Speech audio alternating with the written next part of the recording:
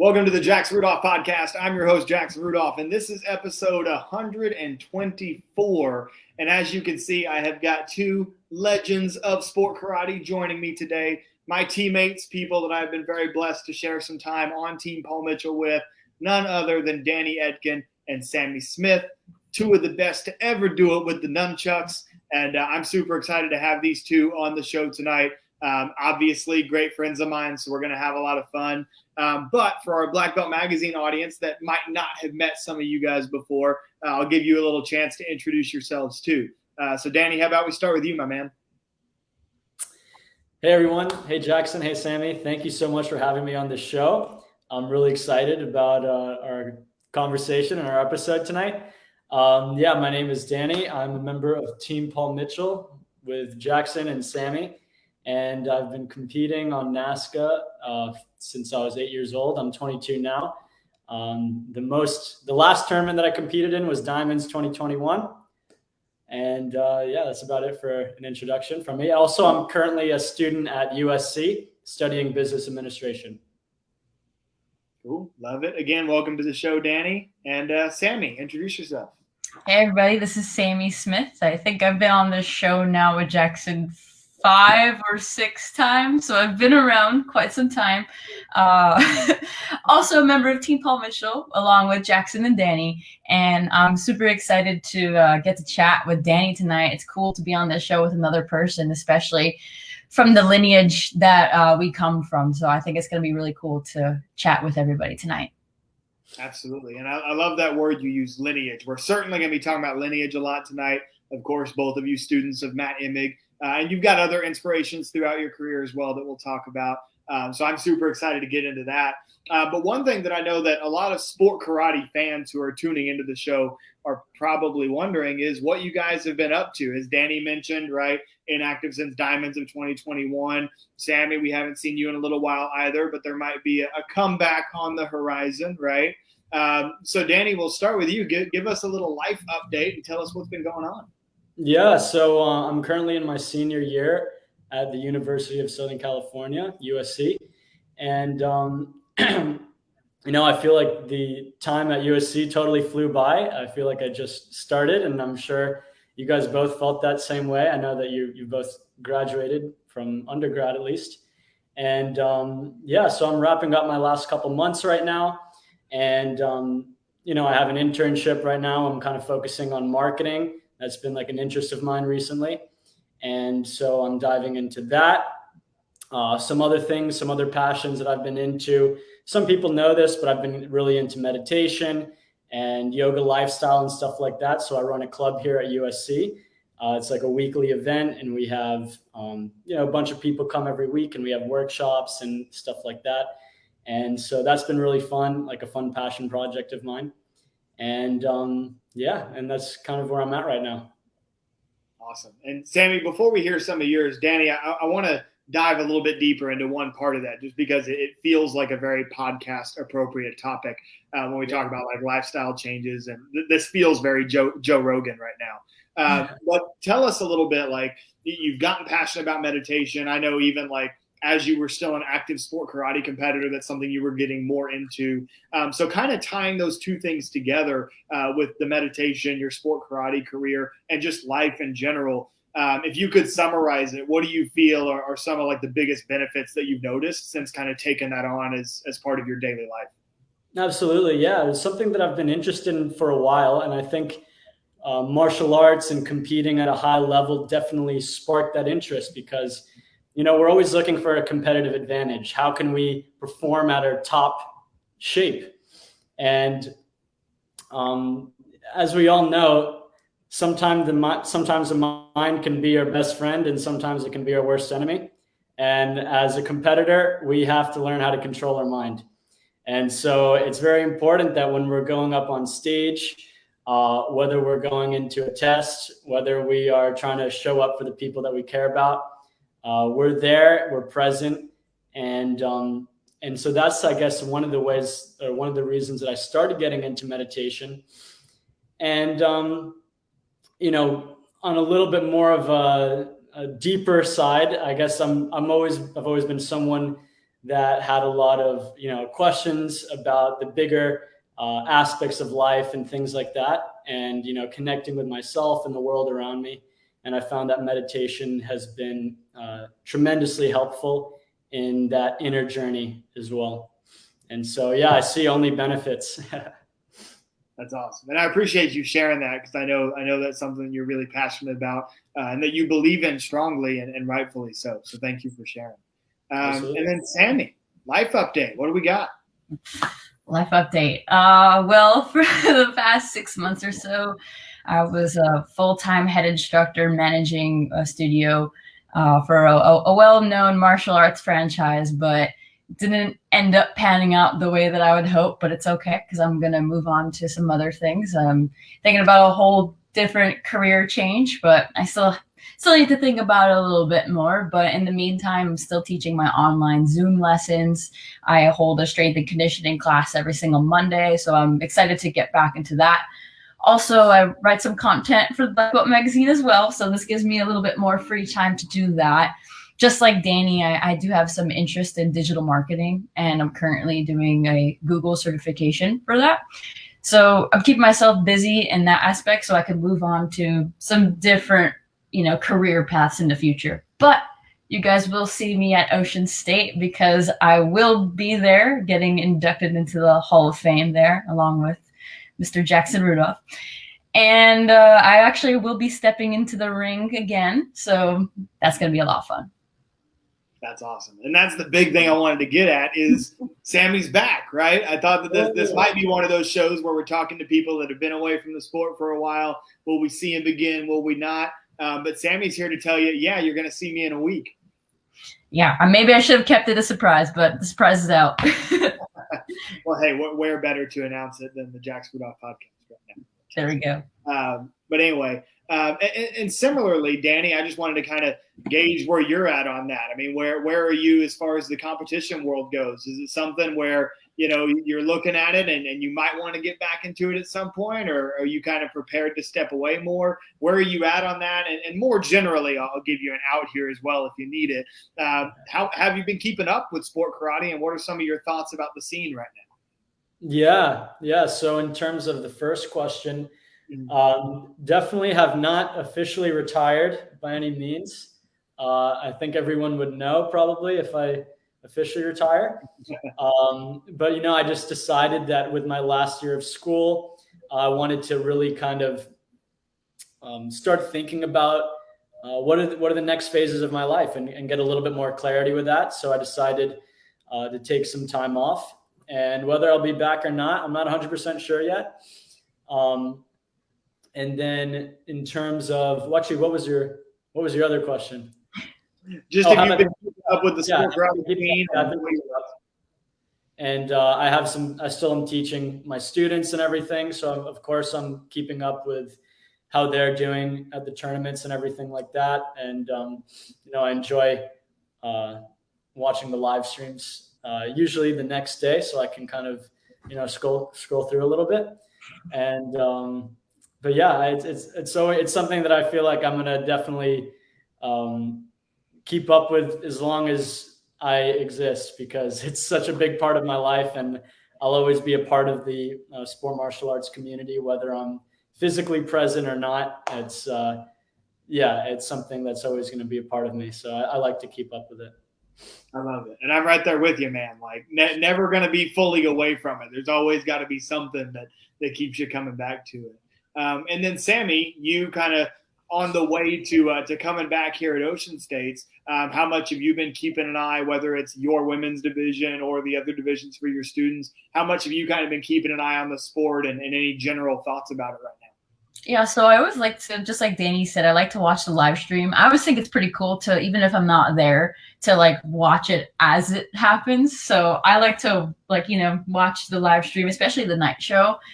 So I've been definitely keeping up with all of those, especially because my students are still going to the tournament. So I like to kind of watch it in real time so I can see what's happening, because I've been competing since 2004 and, it's a really big part of me. So it feels weird for me to not be there.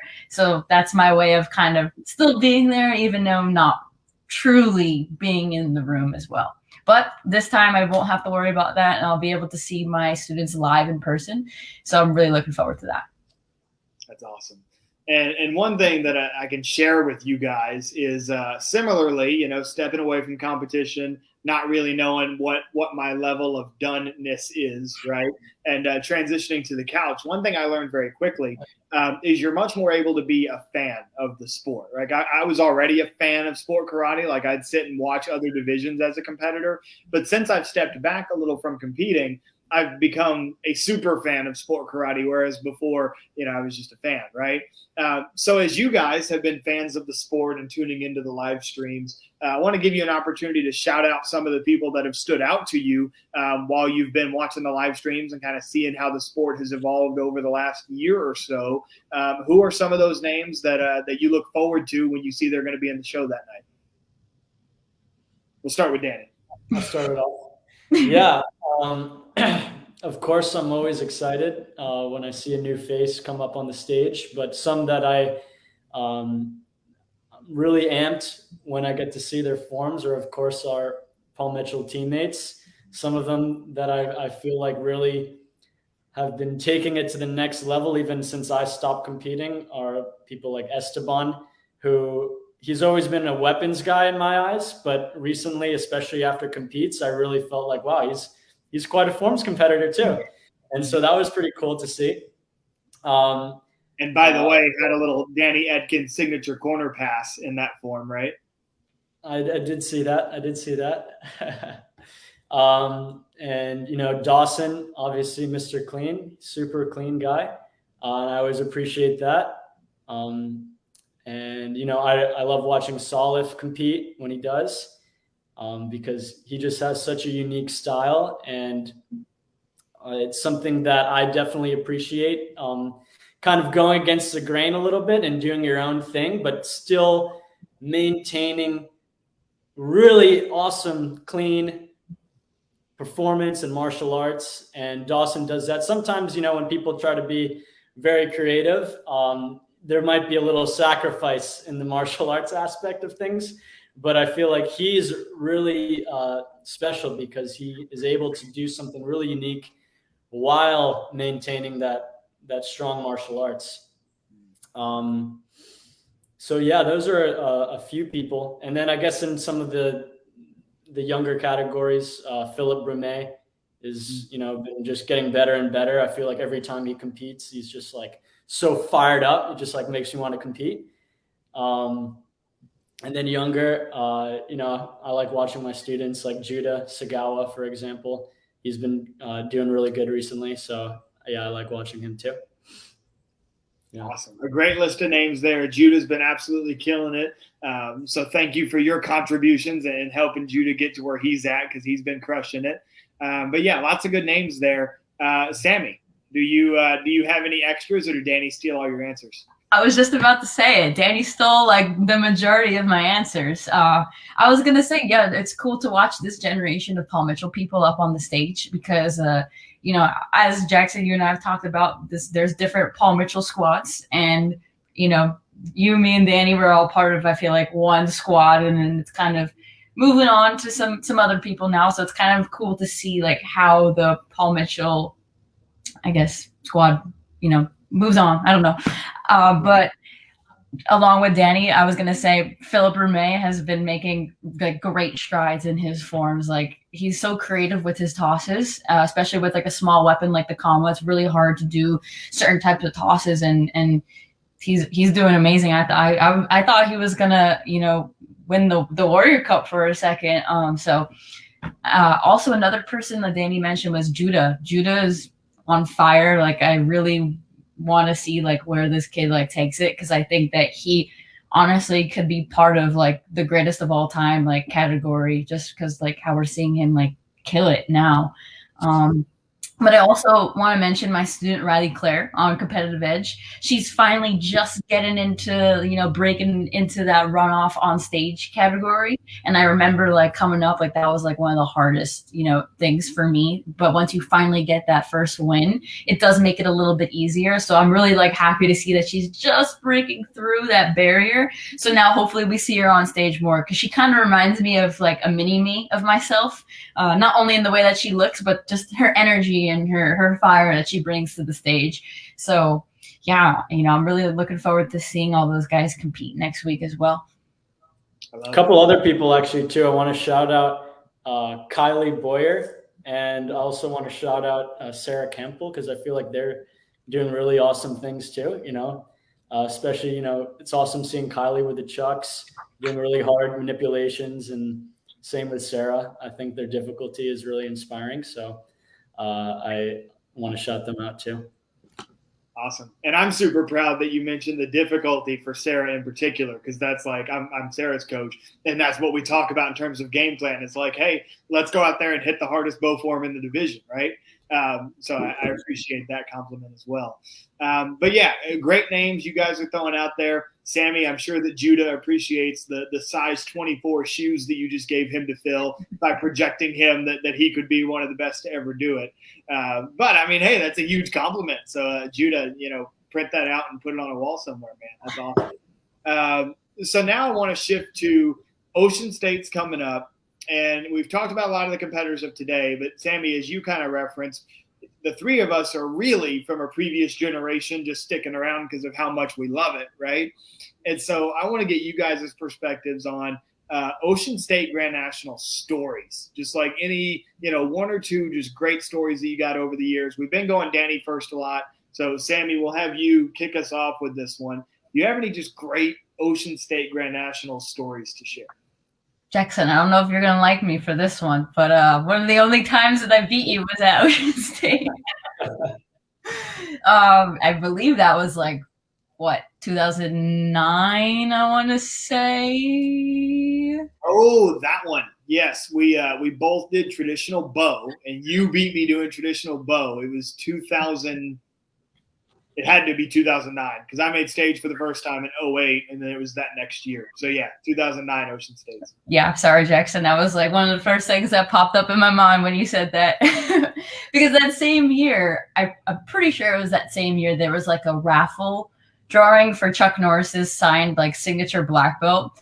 And I happened to win that raffle too. So it was a double whammy in one night. So I just remember that tournament being I was super hyped. And I still have that signed Chuck Norris black belt in my training room in my garage at my house. So yeah, that's one of them.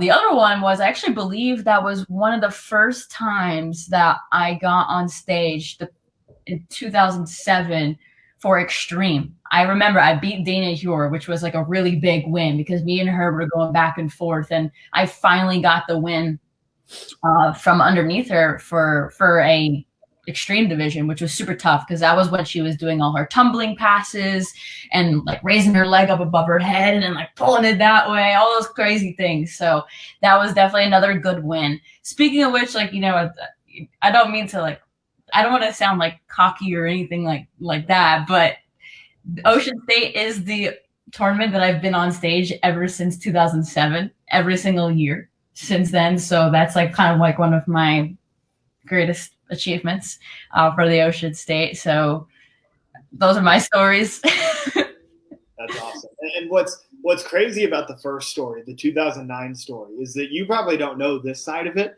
but that story actually had significant trickle down impact on my career from that point forward. So we both did traditional. I forget, somebody else was in that grand for CMX and they dropped, but I had won both on the boys side, right? I had won CMX and traditional weapons for the boys. And then I chose to do traditional against you on stage, because I guess I thought I had an advantage. Clearly I thought wrong. But the craziest thing happened. So I lost to you. And then I was backstage with my dad, and Tyler Weaver was on stage for something else that night. And Tyler Weaver's dad came up to my dad and I. And by the way, traditionalists are not going to like this comment whatsoever, my wife included. But Tyler Weaver Sr. said to me, he was like, hey, couldn't you have done either division tonight? And my dad and I were like, yeah, but, we wanted to play it safe, hit a good form of traditional, see what would happen. And he goes, it's the night show, right? So if you got the chance to go out there and do CMX, you go put on a show and you do CMX. And from that point forward, every time that I won double grands, never again did I pick traditional. I always did CMX in the show, no matter who the matchup was. And it was that advice from Tyler Weaver Sr. that kind of informed that. So, hey, who knows? Maybe if it wasn't for you beating me that time, I would have stayed focused on traditional and not done CMX so much. But anyway, that's a cool flip side to that story. But now, Danny, let's hear what you got. Some cool Ocean State stories. I've got a picture on my phone that you sent me, so I can try to pull that up as you get started here. Sounds good. I can also show it too. I don't know if there's a way to show it on the screen. If not, I can just pop it up on my phone. I don't think we got a screen share thing dialed up right now, but I got this. So if you don't know who that is, well, if you don't know who both of those people are, the little person is me. And the big person is Don Rodriguez, the venerable coach of Team Paul Mitchell, living legend. And that was Ocean State 2010. And actually, the very oversized jacket that I was wearing, I'll show you one more time, right here, that blue jacket that's very oversized. It wasn't given to me by Don, actually, even though it probably could be more closer to his size than my size. But it was actually the Triple Crown crane jacket. And I don't know how many of you know, but actually Ocean State is also a crane tournament. And so that is basically like an East Coast circuit that I used to compete on before I really got serious about NASCA. And even as I was transitioning into NASCA, I was kind of slowly doing less of the crane tournaments too. And one of the big awards or one of the big things that everyone is trying to get is the Triple Crown. And so the Triple Crown for crane means that you win basically the 3 biggest tournaments of the year. And Ocean State was one of them.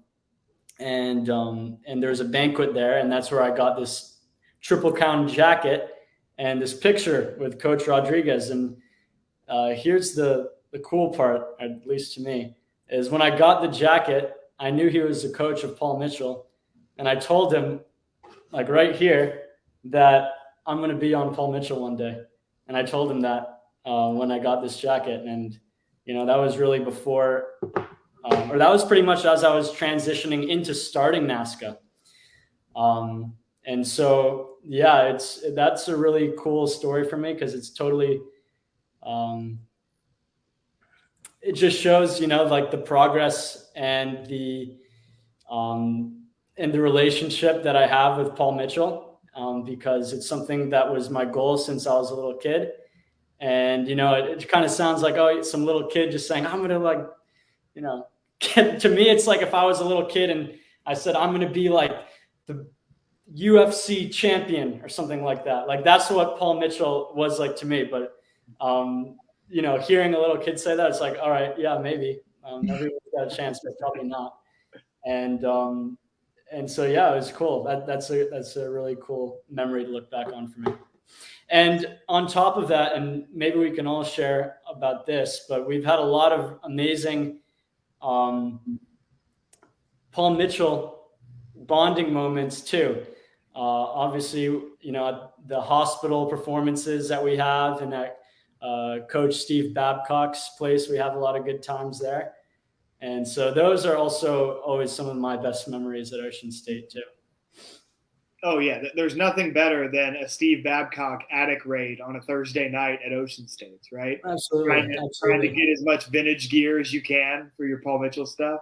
But hey, holding on to Aiden Considine's Paul Mitchell award. What was it called again? Do you remember that glass trophy? It's yeah, like Paul Mitchell VI or It was essentially like a team MVP award. MVP award. It was a team MVP. Back in the day, it was given out to like whoever the best player was that year or whatever, whoever Steve wanted to give it to.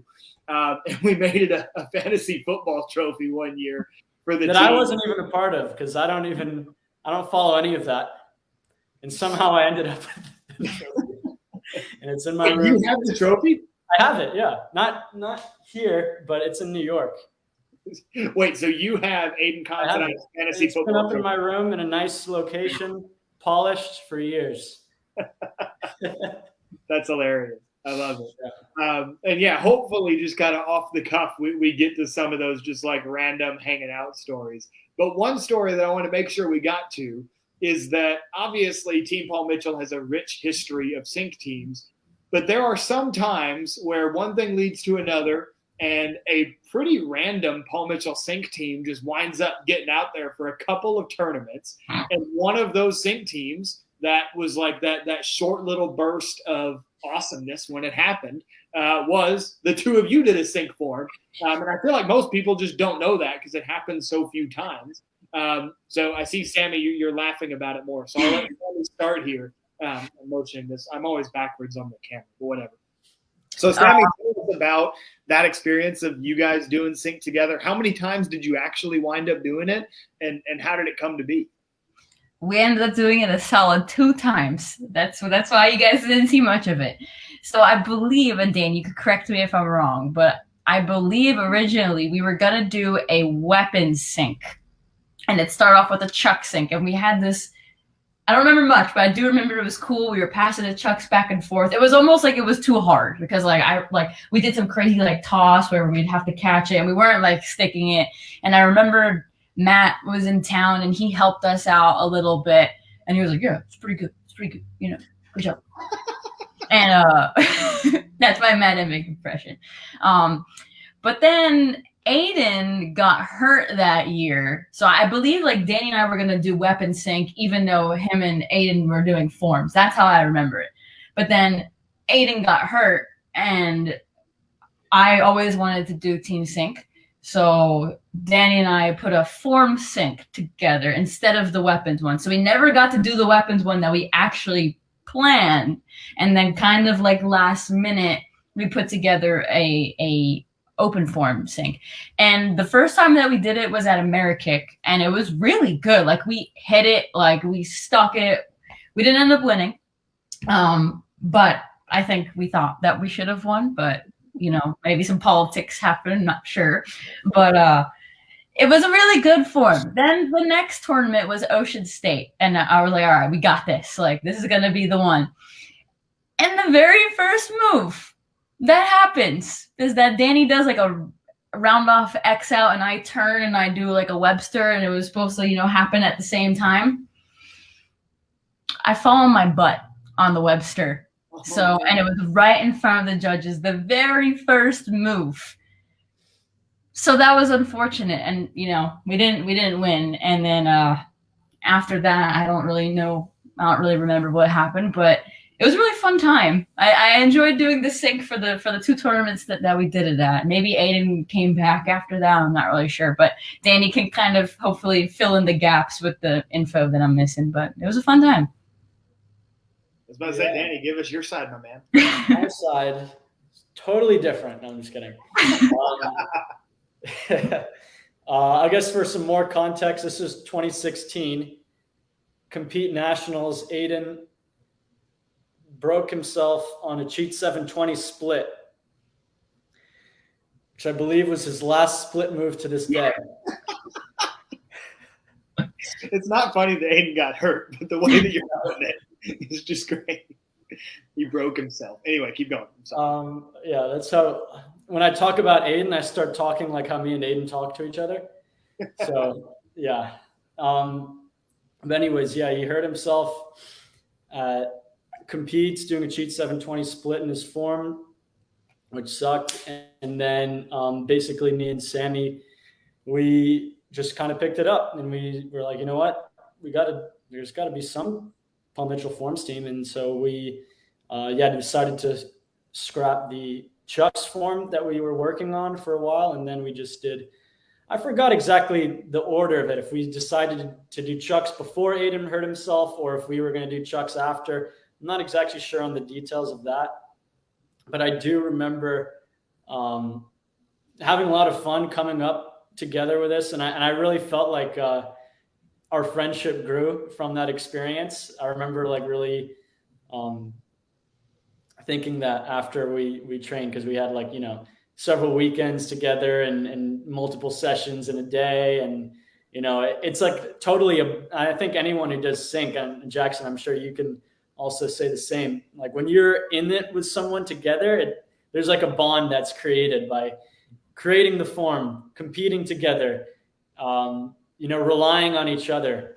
And so that's a really cool bond. And I'm glad that we got to have that at least for a couple of tournaments. And I think even that has lasted after that bond. So I love that. And that's such a unique perspective because nobody ever talks about it. Is that like bond that gets formed between sync partners? And it sounds like sappy and it sounds like probably fake, but it's truly not. Like it's a real thing. It's a real thing that happens. And it's one thing that like with me and Jake, because Jake and I were sync partners for like 5 or 6 years, that with me and Jake, like my dad and Ronnie Presley they could never understand this because full transparency, Jake and I did not train. Like we lived in different places. I was in college. Jake was in Tennessee. Like, sure, we maybe repped the form separately. The reps of the form that we got together was the warm-up rep that we would do before we would go on stage and do it at the turn, right? And what our dads couldn't understand is that we would do a walkthrough rep at like an arbitrary 40% speed or 60% speed and just be going the same speed. And they were like, y'all didn't discuss this beforehand. Like, how did you both know how fast the other one was going to go? And then we would just kind of look at each other and shrug our shoulders and be like, I don't know, we just did it. And that's the type of thing that happens when you really are like on that same wavelength with somebody in sync. And so as we talk about this, and Danny, of course, you mentioned sync with Aiden. I want to keep it outside of anybody on this podcast. So excluding teams that included the people on camera right now, I want to know who some of you guys' favorite sync teams were from the history of Paul Mitchell, because there is such a rich history of those sync teams. Danny, we'll go to you first on this one. Maybe your top 2 or 3 JPM sync teams that you were a fan of. Yeah, I mean, of course, the old school teams like Kalman and Marcel, super awesome form, a lot of style there. Not a JPM team, though. Come on, Danny. Oh, not a JPM team. Whoa. Yeah, they were pro rank because Kalman went to Paul Mitchell. Oh, right. Yeah. Right. I thought you were telling me not a JPM team. Like, don't pick a JPM team. No. I'm saying they don't count because they weren't a JPM team. But it's a good team, absolutely. It's a good team. That's a good team to be a fan of. I don't JPM. Let's see. Matt Emig, Austin Crane was obviously they had like, talking about that bond Benjamin Jones just said, Austin Crane and Matt Emig. Yeah, you can just tell on their form like that, they're just like boys. You can just sense that vibe. And it's and I think that's like really what makes the magic in sync is like when you can see that. And obviously they had like a really awesome form, especially with the circle combo and everything. I've never seen anyone do that in sync before. Steve Terada and Rudy Raynon. Yeah, that and the song they did was really cool. Beggin' Madcon. And so I like their whole because they're both dancers, so they had that dancing aspect too, which was cool. That's dope. All great teams to bring up. Even Kalman and Marcel, the pro rank team, and then those couple of JPM teams. Like I was saying, Matt and Austin, like they're my all-time favorite JPM forms team. I loved Matt and Austin. I loved you and Aiden too. But Matt and Austin, like I grew up like them doing sync for those couple of years was like when I was first starting to get good, if I remember correctly. And so it's just like that was like prime sync to me. Sammy, some of your favorite JPM sync teams. I feel like you know what I'm gonna say already, but I gotta bring it to the original Team Sync, Matt Emig and Daniel Sterling. They were I feel like that was my first exposure to Team Sync, because the 2003 US Open DVD is what I saw. That was like my first introduction to sport karate. So they were one of the first Team Syncs that I saw. And I truly believe that they were like the super innovators of like working together during the sync instead of just doing the same moves side by side. They tried to incorporate a little bit of that fight scene, like the classic when like Matt and Daniel would switch with the 540s and the front sweep. I just remember that part specifically, and a lot of people to this day still do very similar things like that. So I think like that was one of the best Team Syncs ever. And like, yeah, Matt and Austin, they were boys, they were tight together, but I think that Daniel and Matt were the first part to that. I think maybe Matt and Austin sync was that way because Matt kind of had that bond with Daniel and kind of used that going in with his new sync partner, Austin. But yeah, Matt and Daniel Sterling. And the common denominator there is Matt Emick, right? And that's the perfect segue to talk about something that everybody tuning into this show knew we were going to talk about, which is the influence that Matt Emick obviously had on both of your careers, right? So I really just want to open the floor to the two of you and just let you talk a little bit about what Matt meant to each of your journeys. Sammy, I'm sure you'll bring up Daniel Sterling as well in some of this conversation. But yeah, so Sammy, we'll start with you. Just the contribution of specifically Matt, but all of the inspirations that you had growing up and what they meant to your development as an athlete. Yeah, so I was introduced to Matt by Daniel, actually. So Daniel's the one who got me hooked up with Matt to start training with him, because Matt lived on Long Island at the time.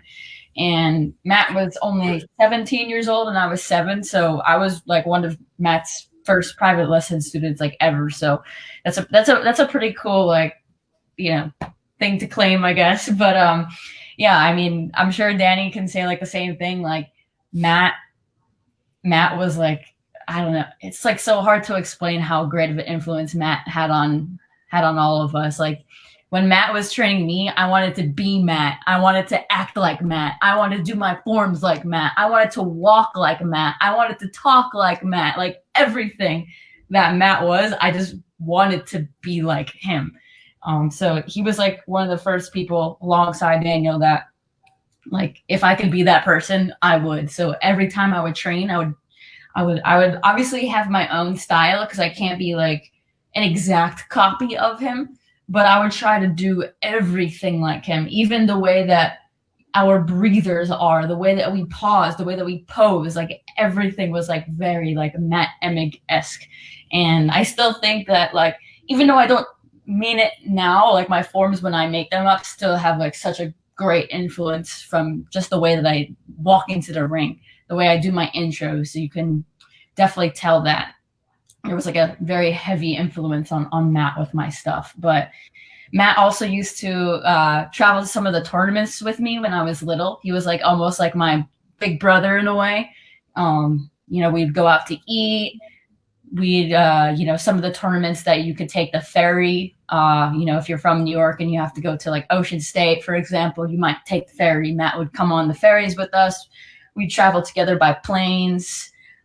So just Matt was not only just an instructor, but he was somebody who I aspired to be and just wanted to be around like all the time.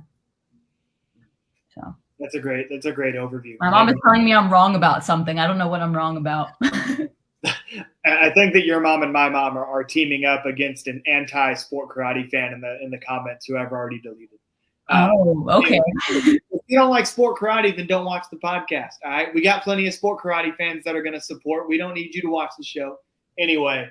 But Danny, so Sammy just dropped us some gold on kind of her relationship with Matt growing up and what that meant to her. And Danny, now let's hear your side and kind of the relationship that you had with Matt. Totally. First, going back to the sync forms, though, there was one other sync form that Matt did that you guys forgot to mention. I don't know if you know who it was. The one with Danny. One with my humble self. Yes. So I can get back to that in a second, but I met Matt in 2008 because I was looking up to him. I actually learned how to do my first trick from his tutorial on the Bilang YouTube channel, which was the 540 tutorial. And I remember trying to learn it in my dad's basement, and I couldn't really do it. But I knew that it was a really cool thing that I just saw. And so I saw his name was Matt Emig. And then I looked up more videos of him, of Matt Emig. And I just thought it was totally awesome. And that was actually like almost like my first introduction to sport karate, was seeing these videos. So Matt was like the person that even got me inspired to take up sport karate. And also he was the one, just from watching those videos when I was 7 years old, inspired me, because I always saw on his uniform, he had this Paul Mitchell logo, and I looked at other good people and they also had that logo. And so, yeah, right from the beginning, before I even met him, he inspired me to get into sport karate, and he inspired me to get onto Paul Mitchell. So about 2 years later, 2009 New England Open. My grandpa came from England, and he knew that I was a big fan of Matt Emig.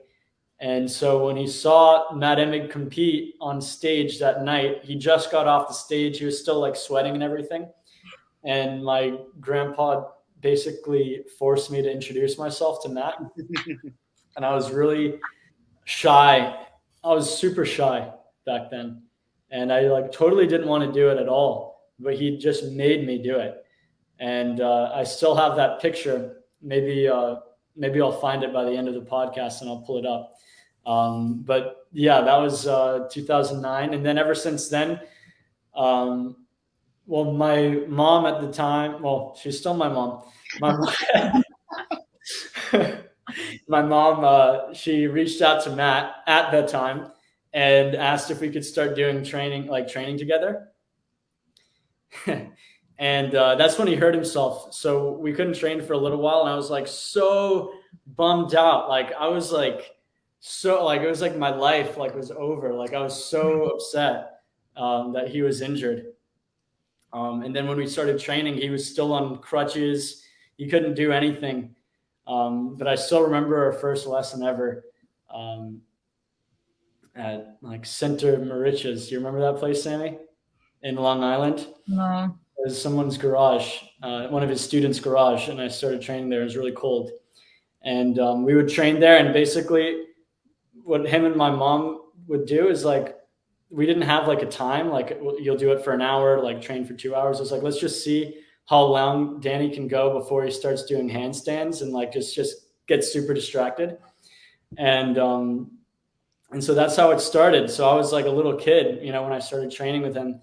And, just throughout the years, Matt's just been such an incredible mentor and friend of mine. And yeah, I owe so much to him, because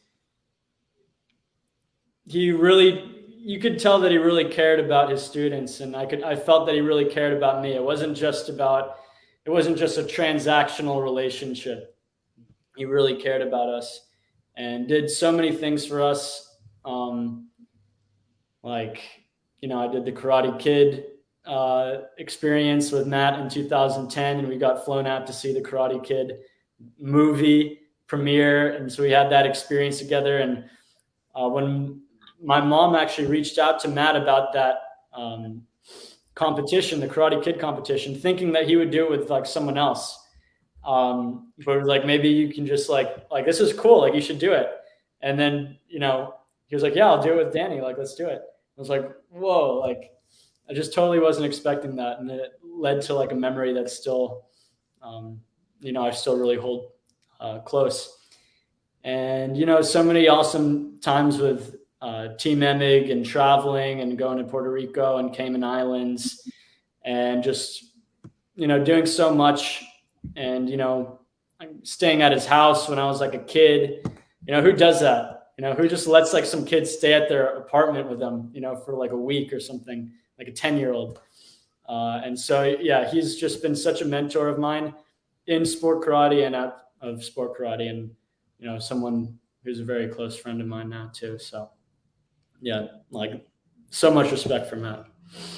And such beautiful testimonies from the both of you. And I knew that's what we were going to get because I knew how important Matt was to both of your journeys, and still is. And my mom just threw in a comment that I'm going to put up here. And she's absolutely right. Like, Matt even had an impact on people who he didn't coach. Like, I never trained under Matt. I never did Chuck's. It was a bow guy, right? But, you know, in that mentorship role, there was a lot that Matt did for me early on in my career. And to the extent, I think I told this story on the podcast once, I was almost teammates with Danny on Team Imig before Paul Mitchell came around. That almost happened, which would have been a little ripple in sport karate history around that time there, at least in the junior divisions. But Paul Mitchell called me and it didn't happen. So, but that's a testament to kind of how much I respected Matt as well, that I would have been willing to make that jump and go to Team Imig, still in hopes of one day getting the Paul Mitchell call. But again, just a testament to Matt and what he meant to me as well. Yeah, and on top of being an awesome person, I mean, to speak of his, coaching skills, the best. Every single one of his team members got on Paul Mitchell. That was the end of Team Imig. Within 2 years, everyone got on Paul Mitchell. And I think actually there's some stats that we had more overalls than any other team with 4 people. Every single one of us, at least for that first year when Kenzie and Tyler were on the team. Between us 4, we had more overalls than any other team, And so that's Matt's credit right there. He was able to do that. 100%. It's so impressive what that squad did. And it's interesting because I was part of a different squad that did a similar thing. It was almost like that was the trend in that time period was I remember when I was on Change the Game, and it was myself, Michaela Johnson, Kyle Montagna, Connor Griffith. That was kind of like the core 4 of our team. And we led NASCA in overall grands for a season. And then Kyle and I at different times wound up going to Paul Mitchell. Michaela and Connor didn't compete as much. And then next thing you know, now there's Team Imig, and now they're leading the league, if you will, in overalls. And so it was really cool to see that. And then again, for Team Imig, 100% conversion rate to get everybody on Team Paul Mitchell, which is unprecedented. I mean, that's never happened before, right? The closest thing to that in terms of converting Paul Mitchell talent probably would have been when like Trans World Oil disbanded and, Christine and Kevin Thompson and Richard Plowden and all of that crew wound up being on Paul Mitchell, which was obviously like a tectonic shift in sport karate history. But I could ramble about sport karate history forever. Now we're going to shift to another thing, because I forgot to get back to the point that I started with, which was doing sync with Matt. I don't want to forget that. Anyone was waiting. On the second year of Team Imig, Aiden hurt himself. So then it was just me, one-man army.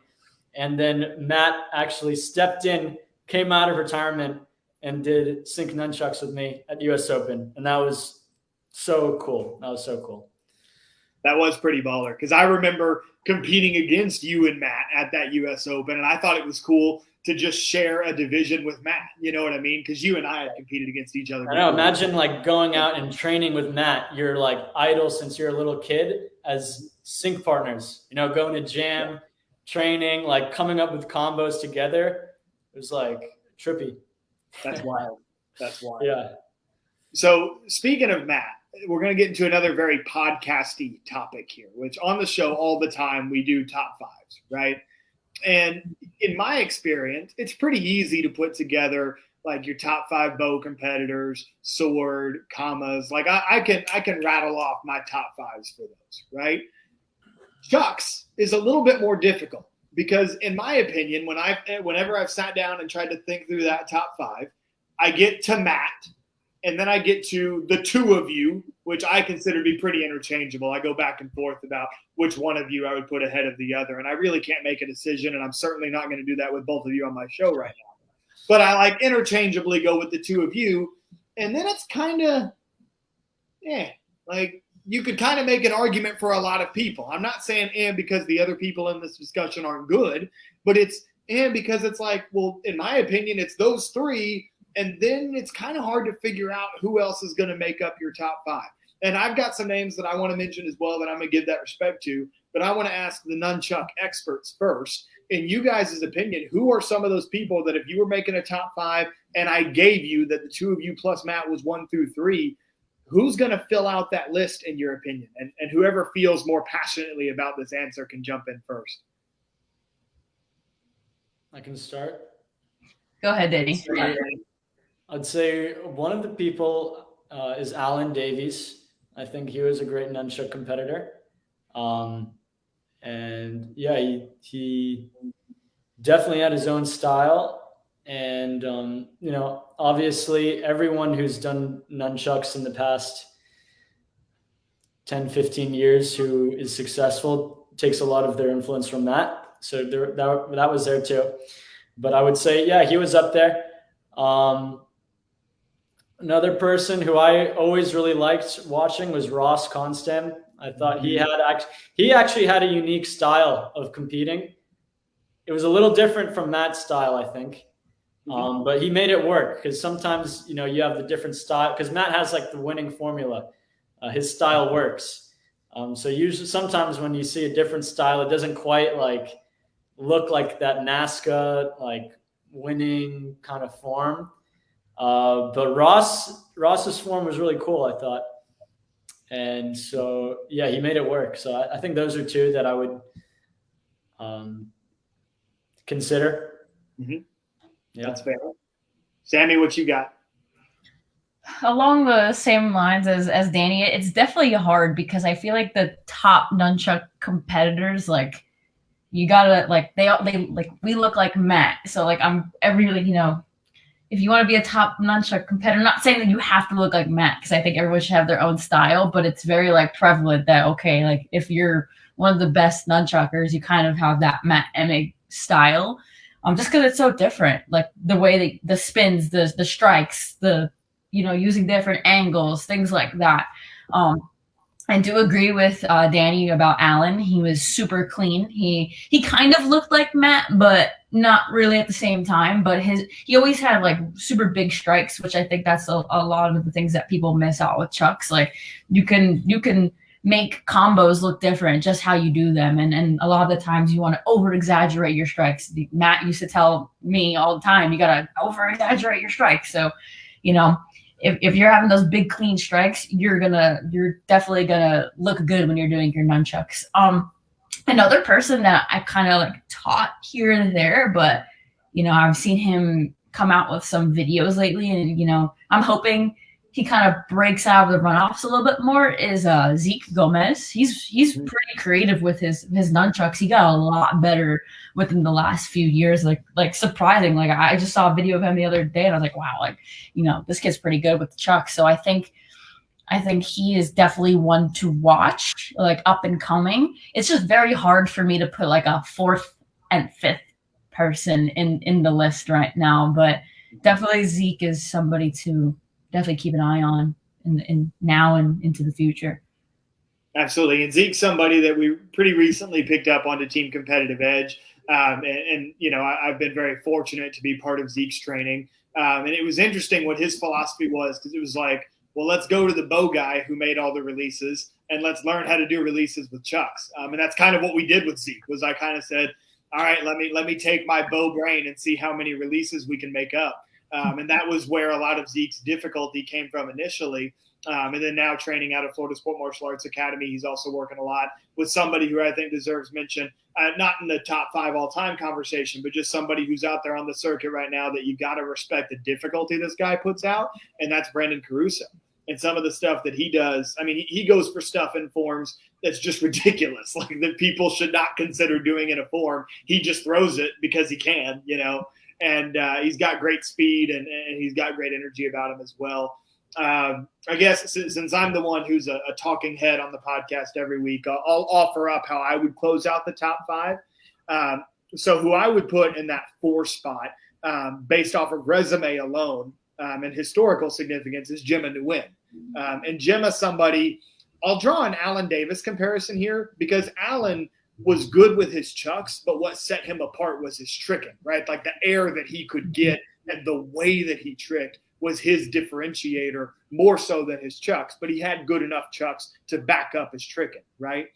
Gemma, she was very good at chucks, but it wasn't the chucks that won her the overalls with chucks in her hands. It was the way that she would implement her kicking into that, right? And so she kind of had this really niche, special skill that she complemented well with chucks, and that made her very successful. One of the few people to win 4 consecutive ISK U.S. Open weapons titles in a row. She did it in the 13 and under division. So Gemma, I put it 4 because of that historical contribution resume. 5 I wrestle with. I'm going to do a tie for 5 with Ross Constam, who, Danny, you mentioned Ross. My mom mentioned Ross in the comments. I think that Ross is one of those competitors, and we see about one competitor like this per decade, give or take, that should have a better resume than what they came out with, right? Ross was somebody that a lot of his peers happened to be really, really good, and so he probably should have had some more wins than he did, but he was competing in an era where there were a lot of really, really good people in his division. I think he did have some big breakthrough moments, won an overall at Warrior Cup. I remember him doing the double cork at the start of his chucks form, and then he had like the signature under the arm release towards the end. So I'm a huge Ross Constam fan, so I would definitely consider him in my top 5. And then my outside shot is John Sue had a nice chuck form. Everybody that watches the show knows that I'm a huge John Sue stan. Like John Sue's like one of, if not my favorite competitor ever. But he had a real nice nunchuck form where he like mixed in some wushu stuff with chucks, which was kind of funky.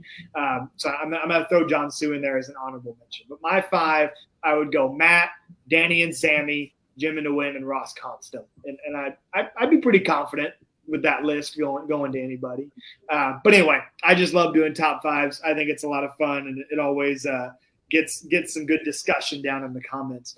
And speaking of good discussion, in addition to y'all's nunchuck skills, you're also known for your tricking skills. And I'm going to look to Danny for this because, as we know, Danny is an Adrenaline Worldwide Pro, has had some epic battles for the Adrenaline promotion.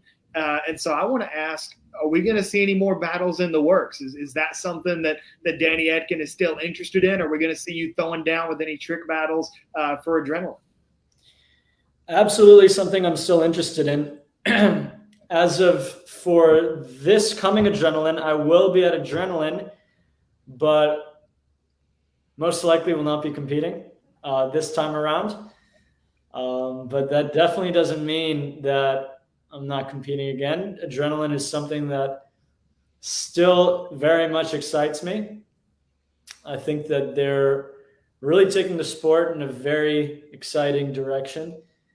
So, and I'm also really attracted to the battle format too. It's exciting. It's fun. There's a story behind it. And I like that, it's something that's marketable. And so I think what they're doing is really, I see it as the future in a lot of ways. I see it as something that can really be attractive to a mainstream audience. And, I think being a part of that is something that I want to definitely continue. And that's why I'm still going this summer, but competing wise, you'll probably see me do it at a future event or something like that. Awesome. I love it. And yeah, I remember some of my best Adrenaline memories as a fan and watching the 1v1s was your battle against Jacob Pinto. That was like an epic battle. I remember being in the crowd for that. I think it was while I was still in college. So I just, made the trip across the bay and came to Redwood City to check that out. But yeah, that was an awesome battle. And so just looking at the Adrenaline roster right now, I think Guthrie's still defending champ, right? So if you were to battle, what are those matchups that you're looking at? Who do you think would make a really good battle for you right now? For me right now? Yeah, for you. Was that the question, or who is a good matchup in general? No, a good matchup for you. If you were going to battle again, who are those guys that you're like? It's turned into a call out now, so I feel like if I call someone out, I'm going to have to actually battle them. I have to expect a response. Actually, they might not be watching this, though, because this is a sport karate podcast. So I have to pick someone who is probably not watching. I will say one thing. Johan beat me once, and then I beat him once.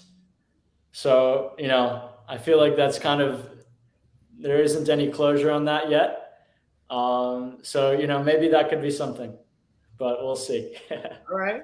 And I don't think he'll be watching this podcast, and no one share it. No, if you were asking me, that's a matchup that I would like to see, right? I'd like to see you and Johan. And if I'm matchmaking, right, I think that Mike and Shosei is the title match that everybody wants. Everyone wants to see that. Yeah, exactly. But I could see, depending on how the battle with you and Johan goes and how convincing the winner. Now it's happening.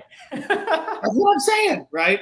But anyway, I could see a scenario where you have the Shosei Mike, you battle Johan, and then maybe Boyang gets back into the mix again. Who knows what happens, right?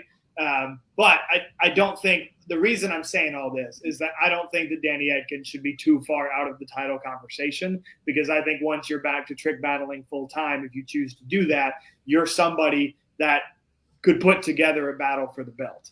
Thank you. Anyway, maybe I'm biased because I'm a Danny Etkin fan. Maybe I'll have to step into some weapons battles too. Who knows? Ooh, I like that. And so now that we're talking about all these matchmaking battle ideas, I'm going to shift to Sammy, because Sammy, as a forms and weapons competitor, your mentality, the way you carry yourself, you look like someone that would do well in a battle environment, because that's the type of mentality you seem to carry into the ring, right? So is that something that you would ever have any interest in, whether it be weapons battles or tricking with adrenaline? Yeah, so actually, Danny and I both have done hyper, and you, Jackson, we've all done hyper weapons battles before, and that was something that was really fun for me. And not too long ago, I did do a weapons battle for adrenaline online. I believe it was like last November, around that time. So that was really fun to do. And I did get invited to come to Vegas last year and be a part of that and battle for the title, but didn't end up working out that I came to Vegas, and I did get an offer again to potentially come back out this time around. So not sure yet about that. It's not something that I'm opposed to. Tricking wise, I think like my tricking days were more so when I was like 13, 14, 15. Like Danny and I would go to open gyms together all the time and session together. And I think that was my tricking prime. My body's older now. My body hurts. My joints hurt. So just more so focused now on making sure that my body is like intact and strong. So I probably wouldn't do a tricking battle, but I would definitely consider doing a weapons battle, because I always really enjoyed those a lot. Awesome. And that's something that I'm sure the fans would love to see. And speaking of things the fans would love to see, the reason, if you guys notice, I've been looking down some. So my dad is blowing up my phone because he heard our conversation about Chuck's competitors that deserve a shout out. And he wanted me to make sure that we mentioned Sammy Vasquez. Also very entertaining trick battler as well. Had some pretty epic trick battles on the U.S. Open stage. But apparently my dad remembers it being like 2009 and seeing Sammy Vasquez do a nunchuck form at Pan Am's. And so he wanted me to throw out that shout out. Sammy, do you have a memory there? I saw you point. I remember seeing Sammy Vasquez do chucks, but he also used to go up against Matt. So, we gotta stick by Matt here. So I was team Matt on that, but I do remember watching him compete with chucks. And I believe it or not, I think Sammy and Matt did a weapons battle at Jam. It's on YouTube. I remember watching that. I need to go back and watch that. I haven't watched that in years. Yeah, that's cool. Going on the adrenaline thing, I actually did submit some content for an online adrenaline battle. So I guess you can take that. So if you want to see my most recent competition, stay tuned for the online adrenaline weapons battle. So okay. Stay tuned for that. And is the matchup released yet, or is that going to be coming? I think it's going to be coming. Okay. I think it's going to be coming. And also you might have seen me also looking down, because I wanted to find this picture that I talked about, which is, I don't know if you can see Matt's face. I'll turn it. Now you can see it. But yeah, that's the first time that we met at New England Open. So, that's great. Yeah. So, guys, so much great storytelling over the course of this show. We've touched a little bit on how the tournament scene is today. And one thing, I even published an article for Black Belt Magazine today talking about some stuff that we can do to help point fighting continue to move forward. That's really what I'm all about now. At this stage in my career, I want to do everything that I can to help sport karate be better for the people who don't even exist yet, who are going to be the stars of sport karate 20 years from now. I want them to have every tournament on ESPN, not just once a year. I want them to, get streamed on Amazon Prime. I want them to have, major sponsorships around the sport, sponsoring the tournaments, right? So I'm big on what can we do to help this sport keep moving forward. So with what you guys experienced in your careers and with what you see in the sport now, especially still following it the way that you do, if you had to pick one thing, or if it needs to be 2 or 3 things, that's fine. But what does the sport need to continue to progress, to move in that direction of getting a larger audience, attracting sponsors from that larger audience, and then really making this sport a bigger deal? Like, honestly, it should be already. What do you guys see as some of the keys to achieving that? And again, whoever has the more immediate, passionate answer, take it away. It's also a tough question. I can come up with some stuff. Right now. Yeah. One thing that I think would be important is there needs to be better prize money. It's not going to be very exciting online to see who wins for some flights home, basically, or to the next tournament. So if you want to make something exciting, there has to be something on the line. And so that's one thing, and that's going to motivate competitors too. If you want to have that competitive atmosphere, they need to be competing for something, because, after some time, you need some reward outside of just beating your competitors, because I think the whole thing here is you want to be able to actually turn your passion into a paycheck, right? I've heard that somewhere before. I think maybe even Adrenaline has said that, because that's what they're trying to do. And so if you want people to be really passionate and not just consider this as like some side thing, or what am I going to do after NASCA because I need to figure out how I'm going to survive, then you need to actually provide the competitors with some more money. And so I would say that's a big thing. And then you have to market it. You have to make a story. You have to be creative. You need to get on social media. Right now, if you want to watch the live shows, you have to go on Facebook and scroll through all of these things. And it's like hard to watch. You can't, how is anyone going to become like a celebrity? How can you become a fan of someone? There's no story. There's no marketing. You don't know the personalities of any of the competitors. And there's not much on the line. So, these are a few things that I would say. And of course, that's not me trying to bash on all the amazing things that NASCA does for people, because I dedicated, practically speaking, my whole life to this. And trust me when I say this, it was more than worthwhile. And it's like I said, it's something I always want to be a part of. But I'm passionate about this because I want to see it, like everyone else, turn into something greater. And so I think these are the things that need to be worked on more than anything. I love it. I think that you hit the nail on the head with a lot of that. And what I'll add to it is that that's been one of my visions through what I've done with Black Belt Magazine, what Team Paul Mitchell is doing with their social media accounts. Absolutely, yeah. The Paul Mitchell Instagram is so awesome now. Like, right? It's so cool, and it's blowing up. You guys have what, like 70, or we have like 70,000 Instagram followers. Exactly.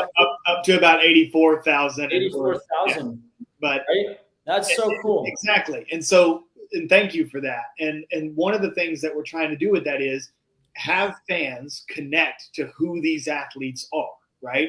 Because just like you said, that is a crucial step, is that if somebody's going to be invested in going, and like if you're going to have to scroll through Facebook to find it, then you need a fan who is invested in going to find those athletes to watch, and nobody's going to invest in somebody that they don't know, right? You need fans to feel like they know that person, to have a reason that they root for that person. Most people who are sports fans have a deep personal reason. Like, I am a New York Jets fan, which looks like we're going to be finally good next year, but that's beside the point. But I'm a New York Jets fan because my granddad was a New York Jets fan, and that's the reason I care. Like, if you're going to be a fan of something, there's got to be a reason, and giving people the personalities of these athletes is a big step in the right direction. But to your point, it shouldn't all be from third parties, right? Be it Black Belt Magazine, sportmartialarts.com, and their increased efforts, Point Fighter Live. But really what should happen is no different than how the NFL makes a post about Patrick Mahomes or the NBA makes a post about LeBron. Truthfully, there should be more internal coming from NASCA and the tournaments themselves. Absolutely. To say, like, look, if you're the Battle of Atlanta and you know that Bailey Murphy is registered to fight at your tournament, if you know that Avery Plowden is registered to fight at your tournament, who insert big name fighter here, Cameron Dawson, whoever, right? You should market that and be like, hey, these dudes are going to be here to fight. These people are going to be here to compete in forms and weapons. Don't you want to see this, right? And that's a huge, huge draw that is currently missing in the sport karate space. So, Danny, I think you nailed it. I don't want to ramble too much. Sammy, I want to give you an opportunity if you want to add any thoughts to that discussion. Yes, I agree with Danny. There has to be more prize money, especially like lately they've been taking it away. They got to add on more prize money. Exactly what Danny just said about that. I also think that a lot of the divisions are kind of outdated. I think that, there was a lot of confusion with the creative division over the past couple of years. But honestly, I just think that they need to go about the tournament a little bit differently, almost like what Adrenaline is doing. I've always had this idea where the night show shouldn't just be like you performing your form and we'll just see, who sticks it, who does the best. I almost feel like the night show should maybe be a selected amount of people that were just proving themselves over the weekend, and then they get to battle it out section by section. Okay, you do your first section, you do your first section, or you do your second, kind of like that, because then you're always seeing different people, and it forces people to kind of think on their feet a little bit more instead of just seeing the same old routines over and over and over again, because we all know how it goes. Like when somebody wins, and not taking anything away from anyone who's at the top, but you see them again and again and again and again. And sometimes it's not till the big tournaments where they'll upgrade their form a little bit. So the crowd is always kind of seeing these same forms, especially, now with, it used to happen a little bit more where people would, upload creative weapons forms, extreme weapons forms, musical weapons forms, and it was all the same thing. And then you see that 9 times a year. So I think kind of changing it up and keeping the divisions fresh and making it more like a battle instead of just, okay, I'm going to do my form and, that's the division. I think that might add a fresh look to the competitions, and that in itself might spark up some more interest along kind of what Danny said with social media. TikTok is, I don't really know what's happening with TikTok, but TikTok might blow up some people. And I see certain competitors like Philip is really big on TikTok. So, he's getting popular on that, but maybe the promoters can, I don't know, work something out so that, we can individually blow up like that. Because the one tournament on ESPN is nice, but it's not enough. And this is, I'm so tired of it being an underground sport. I feel like it's been an underground sport for as long as I've been competing, since 2004. When is it gonna be known? So we can't keep doing the same thing. Something has to change. So I don't know. I might be biased. I really like my idea of just battling it out section by section and hand selecting people, but that's just my opinion. Sounds like Adrenaline. Well, it was more by sections instead of I'm going to meet you in the middle on this idea, because weapons battles often do basically become sections, right? And I do think that escapes the idea of what forms and weapons really is, which is you perform a kata, you do a form, right? So I think it's probably too radical of a shift, and to Danny's point, too Adrenaline-esque to go more on the side of battle style competition. However, what I love about your idea is I love the idea of getting everybody on stage at once. And this only happened once that I've ever heard of, but I was involved in it. It was 2013, which, Danny, had you turned 14 yet in 2013 or no? No. Okay. I didn't want to misspeak and not include you, but I was pretty sure that you weren't old enough yet. But what Joe Greenhall did at New England Open is 2013 was a stacked year in 14 to 17. It was myself. It was Reed. It was Cole Presley. Keenan Carr had a really good year that year. Tyler Weaver. And there were a few others. There wound up being like 8 of us, right? And we threw down in this runoff. And it was really the year where in the runoffs, Reed and I kind of went back and forth. It was I think the first like full year of double bow and Reed doing that. And then obviously that dichotomy of me versus Reed and the single bow versus double bow. And all of that was going down. So, I mean, us boys threw down in that runoff. And Joe said, I want to see that again. And I want to see it on stage. And so Joe put up like $500, just like straight out of his pocket, and said, I want all of you that were in this runoff to go on stage. I'm going to stand you all up on stage at the same time, and I'm going to line you up, and you're going to go out there and run your form. Nobody leaves the stage. Everybody stands up there. You guys go one at a time, and then you get a score, and then you come off stage with a winner. And that's what we did. And it was awesome because, like, I love that part of competition. Like, if you give me the opportunity to stand there and like stare down every single guy that I got to go up against, and then me stand in front of them and tell you to meet that, tell you to match that, I love that energy. You know what I'm saying? And I think a lot of competitors, that's what competing is, right? Like, yeah. I can feel my blood pressure rising because of how hype that is, right? Absolutely. So I love that idea of maybe keep competitors on stage, right? No night show division should probably go 8 deep, but I could see you getting like 4 deep and doing that type of thing. And I think that maybe that's a viable way to mix things up, and maybe some more tournaments should try it. And I agree with the bottom line that at the end of the day, you got to make it more worth it to the athletes. And who knows, if a NASCA Grand Championship was paying out $3,000 for an overall, maybe you see a whole lot more of Danny and Sammy over the last year. Heck, oh, totally. I'll tell you my exact experience, actually. My last year of competing, the cash prize went in half. And so if I'm already thinking about transitioning out, and then the cash prize, which has been the same for 20 years, and let's adjust for inflation now, so it's even less, and then that gets cut in half, is that going to make me want to do it more or less? Like, it's going to make me want to do it less. Actually, I could stay at home, teach private lessons on Zoom, and make more money than doing that, right? Yeah. And it's the truth. So at that point, you're not doing it for money. You're doing it because you want to do it. But there becomes a point where, unfortunately, people feel like I need to grow up. I need to do something. I need to actually think about my career. And so one thing I don't want to do ever is I can't think of a better word, so excuse my language, half-ass it. I don't want to half-ass my NASCA or sport karate competition. I'm not going to just not train and, consider the last tournament my training session for the next tournament. If I'm going to do it, I'm going to do it right, because I feel like that's just the standard that I hold myself to. And so it takes a lot of commitment. When I was actually doing my last year of competing, I'd wake up early.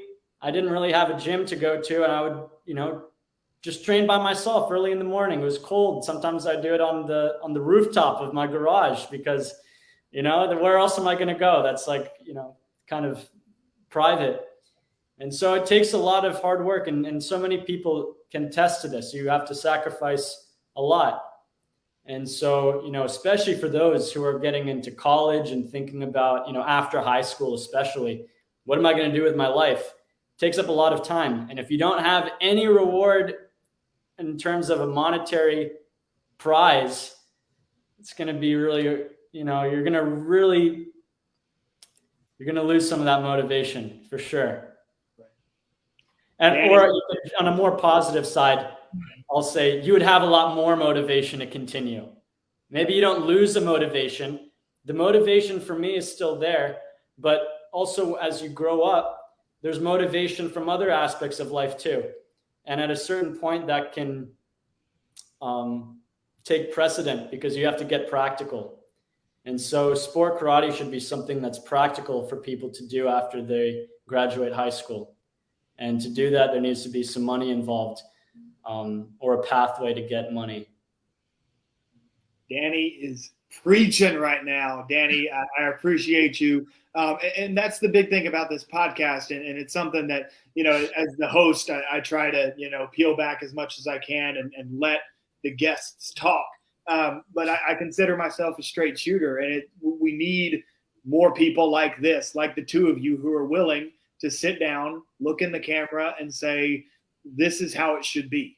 These are the reasons that I don't do this anymore. These are the reasons that other people are going to stop doing this if these things don't get corrected, so that we can continue to move in the right direction. And I think that honesty, as painful as it might be for some people to hear, it's what the powers that be need to hear in order to recognize that things have to change. And that's why I think it's so valuable, conversations like this.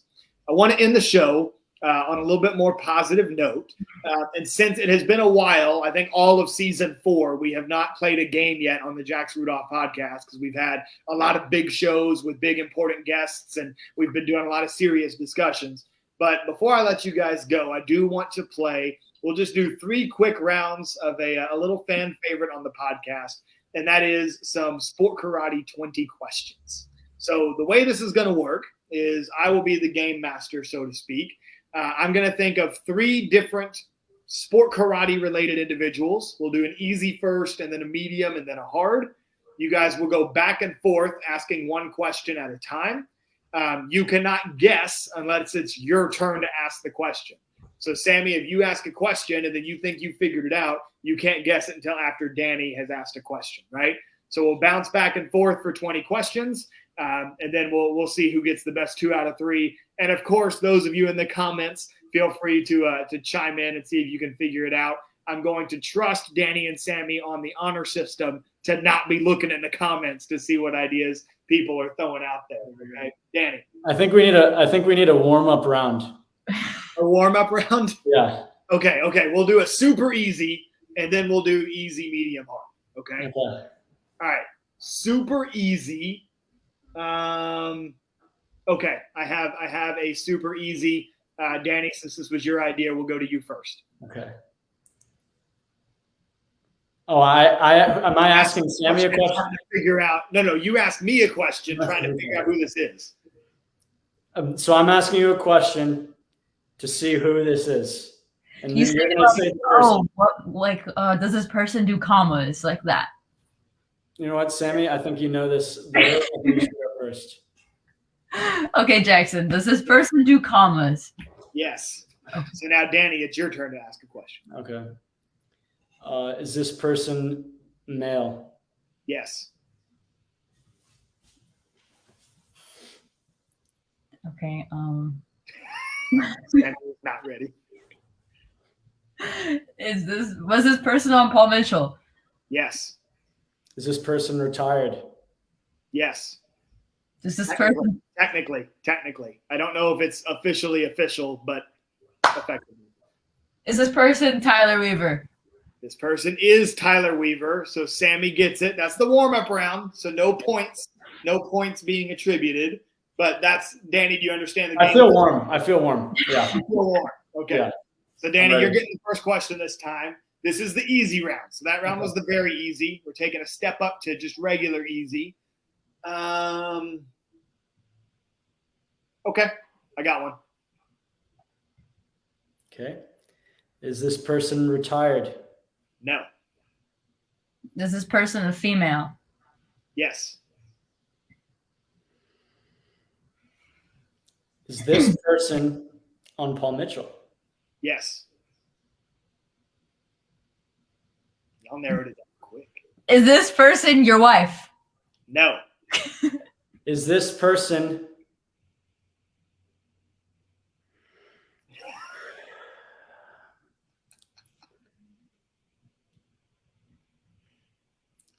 Isabella Nikolai. Danny's got it. He gets 1 point. Isabella, which, by the way, I used to always say Nikolai. She corrected me recently. It is Nicole. Nicole is the last name. I learned that recently too. But anyway. Thank you. So Danny's got his point. 1 point, Danny. We're going to move on to the medium difficulty round. And okay, I've got a medium difficulty. Who started? Yeah, Sammy, you start this one. Okay. Is this person a traditionalist? No. Real quick, I shouldn't have had to think about that. I don't want that to confuse you. The answer is no. Is this person retired? Yes. Did we talk about this person today? No. Is this person a comma practitioner? No.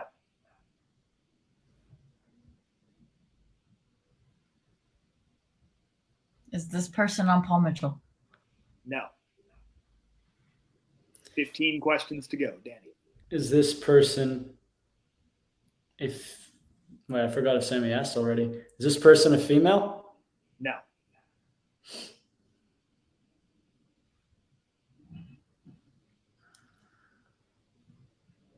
This is hard. Does this person do bow?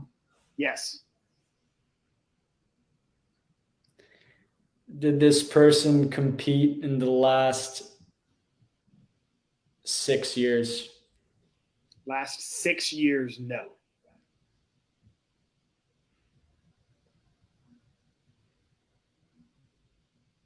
So they currently compete? No. No. Oh. That would have been within the last 6 years. Oh, I thought. Okay. Never mind. Sorry, this isn't a question. I'm asking Sammy a question. Sammy, did Jackson say that this person does bow staff? I'm not helping you out. What? This is a competition, Danny. Sorry. In the interest of fairness, I will not confirm or deny. Okay. Is this person on Team Amerikic? No. 10 questions remaining. Okay, wait. So they haven't competed in the last 6 years. Correct. Which means they are also not an active competitor. Okay. I guess I got confused. Is it Connor Griffith? No. Whoa. Is this person on Team Straight Up? No. I might have made my medium too hard. That's my bad if I did.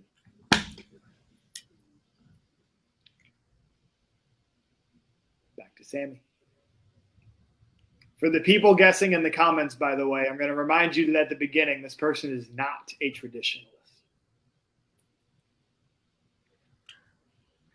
Wait, he said it wasn't on Straight Up.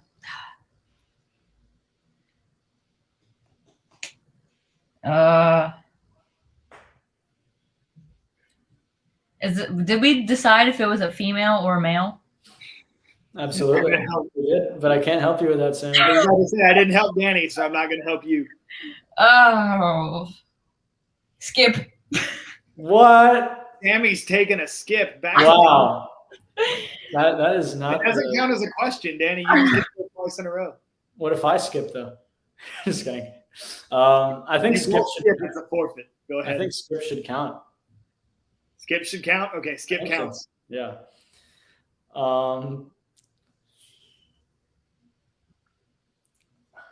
Is this person Marcel Jones? No. Marcel never did bow. He probably has done bow at some point.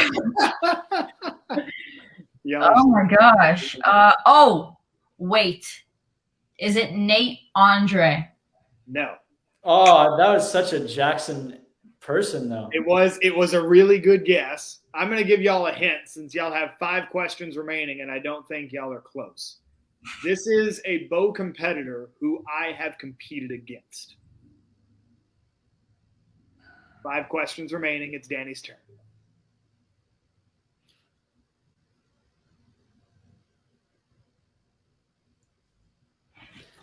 Oh, no.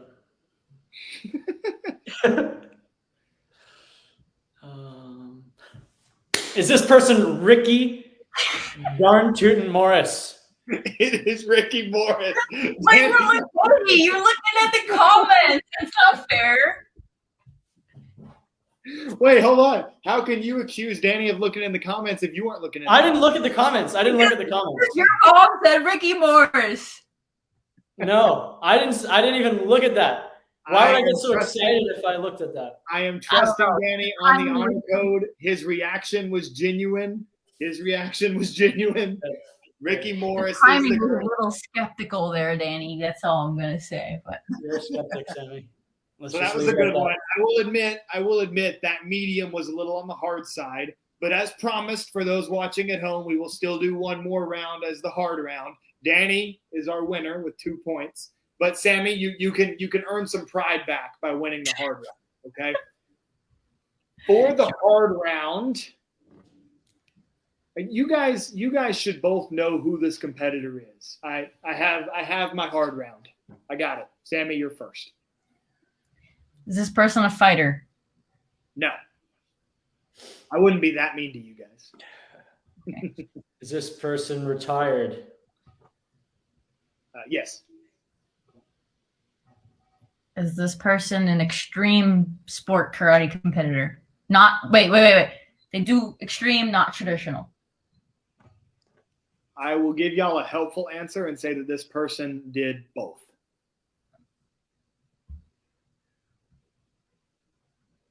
I would say this person was probably more known for creative extreme than for traditional, though.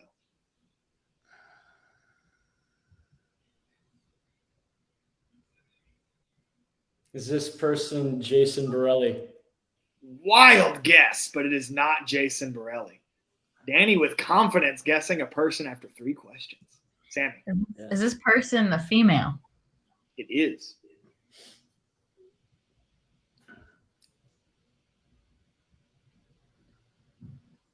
$15 questions remaining. I have somebody in the comments wanting me to write the answer on paper first because they think that I'm cheating. I'm going to write this answer on paper while Danny asks his question.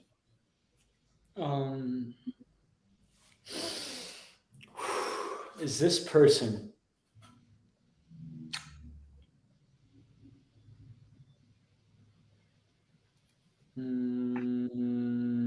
a comma dudette?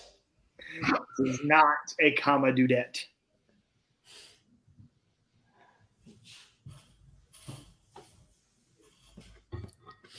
Does this person do bow staff? I am fairly certain this person did both. I say 90% confident. Since this is the hard round, I'll tell you based on that answer, they were more known for the forms side of things, but they were good at weapons as well.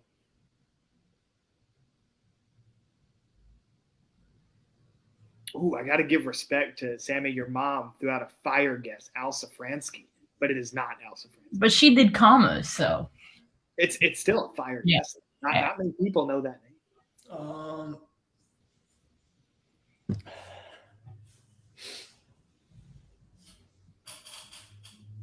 This is hard. Is this person on a team that I would know? I believe by the end of their career, I think that, Danny, you were very familiar with this team.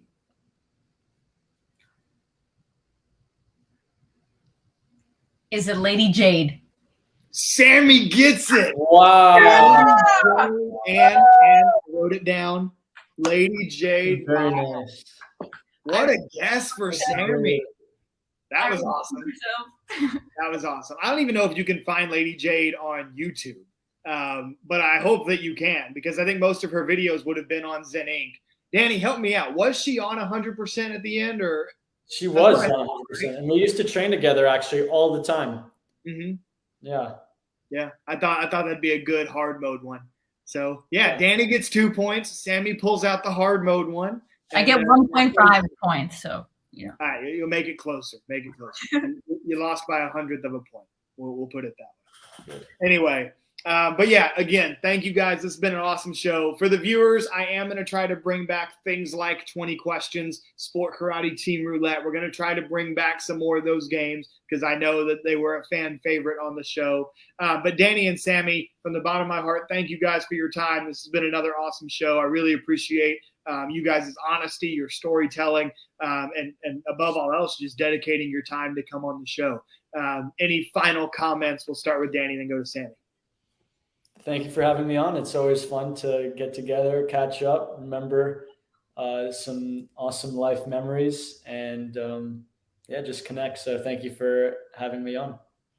Absolutely, Danny. Always a pleasure, my man. Sammy, what you got? Yes, thank you, Jackson, for having us both on. I thought it was super cool to have, just us two chatting it up. And shout out to everybody who was involved. And I feel like this show, like a lot of people were like pitching in, so that's always fun. Especially my mom. That was pretty cool. Yeah, thanks so much for this. And I really enjoyed what we talked about because the topic of discussion about helping the sport grow has come up a lot recently. And I think it's like platforms like yours where we actually have a fighting chance to get it out and heard what needs to be done. So definitely appreciate all of that because the sport, just like Danny said, has done so much for me and I don't want to see it die. And I want everybody to get to experience like what Danny and I got to experience growing up, because there's definitely so many life lessons to be learned and I would hate for it to just, die off. So thank you, Jackson. Couldn't have said it better myself. Once again, thank you to everybody tuning in. This has been episode 124 of the Jackson Rudolph Podcast. I'm your host, Jackson Rudolph, and we'll see you next time.